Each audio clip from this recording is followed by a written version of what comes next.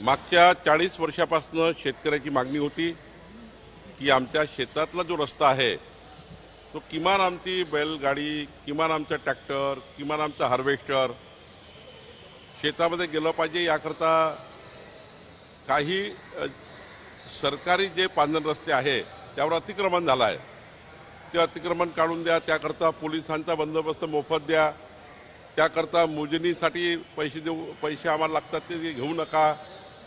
सोबतच शेतकऱ्याची मागणी अशी होती की हे जे काही रस्ते हे दाखवले गेले नाही आहे रेकॉर्डवर, ते रेकॉर्डवर आणा, त्याला क्रमांक द्या, पांधन रस्त्याला क्रमांक द्या, शिवपांधनला क्रमांक द्या। या साऱ्या मागण्या जे शेतकऱ्यांनी शेतपांधन रस्त्याबद्दलच्या केलेल्या सर्व मागण्या जे राज्य शासनाकडनं त्यांना अपेक्षित निर्णय घ्यायचे होते ते आता पूर्ण घेतलेले आहे आणि पुढचा काळ आता इम्प्लिमेंटेशनचा आहे।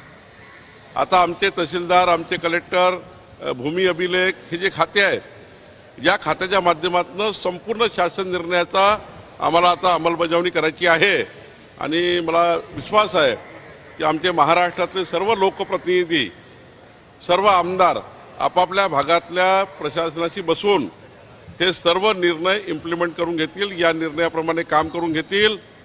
जसं मी अभिमानाने सांगतो की औस्याचे आमदार अभिमन्यू पवार यांनी यामध्ये खूप चांगलं काम केलं, अनेक आमदारांनी चांगलं काम केलं आहे।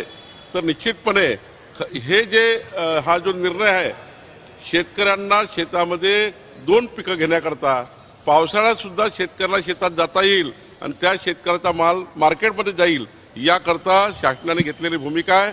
देवेंद्र फडणवीसजीचं सरकार, आमचं सरकार